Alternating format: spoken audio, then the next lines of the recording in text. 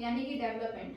तो कल हम लोग विकास के विषय में पूरा डिटेल में जानेंगे कि विकास क्या होता है, बालक का विकास कैसे होता है, जन्म से लेके मृत्यु तक बालक का विकास जो होता है वो निरंतर चलने वाली प्रक्रिया है, और हम लोग इसको क्या बोलेंगे, सतत। ठीक है, सतत प्रक्रिया कहते हैं बालक का विकास को। ठीक है, ये निरंतर चलने वाली प्रक्रिया है, इसके विषय में हम लोग कल डिस्कस करेंगे। इसके बाद हम लोग वृद्धि के विषय में जानेंगे कि वृद्धि क्या होता है, बालक में वृद्धि किस प्रकार से होता है, वृद्धि और विकास इन दोनों में क्या संबंध है या क्या अंतर है, इसको जानेंगे। और वृद्धि जो होता है हम लोग का जीवन प्रयत्न चलने वाली प्रक्रिया ना होकर एक निश्चित काल तक चलने वाली प्रक्रिया होती है, इस विषय में हम लोग का डिस्कस करेंगे। ठीक है, वृद्धि क्या होता है हम लोग का, निश्चित समय तक,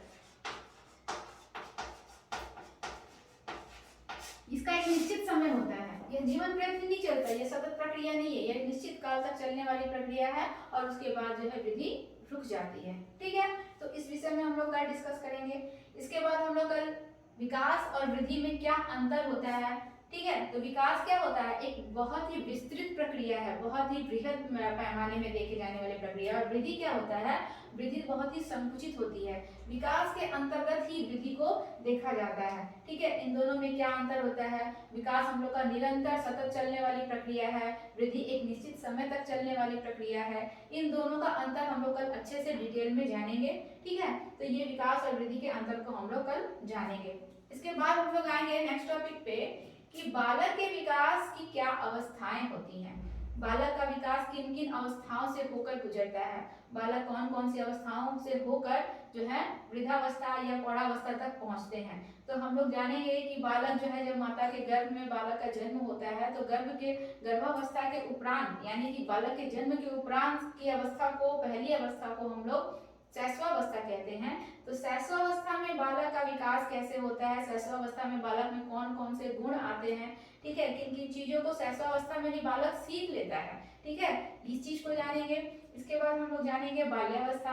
बाल्यावस्था में बालक का विकास कैसे होता है, बालक का स्टेज कितने से कितने तक होता है। देखिए शैशवावस्था में हम लोग का बालक का जो एज होता है वो 0 से 2 वर्ष तक हम लोग मानते हैं। ठीक है, 0 से 2 वर्ष तक बालक का विकास जो होता है वो शैशवावस्था के अंतर्गत आता है। बाल्यावस्था को अगर हम लोग देखें तो बाल्यावस्था में बालक का विकास जो होता है 2 से 6।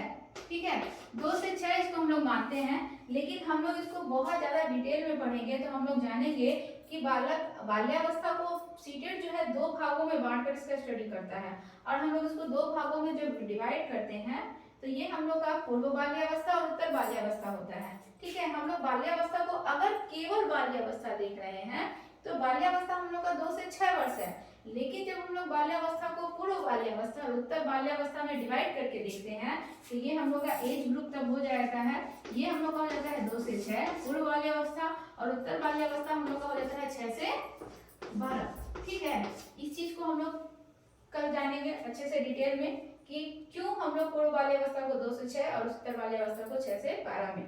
ठीक है, इसके बाद अंतिम जो होता है हम लोग का दौर जो कि किशोरावस्था, ये हम लोग का होता है 12 से 18 वर्ष।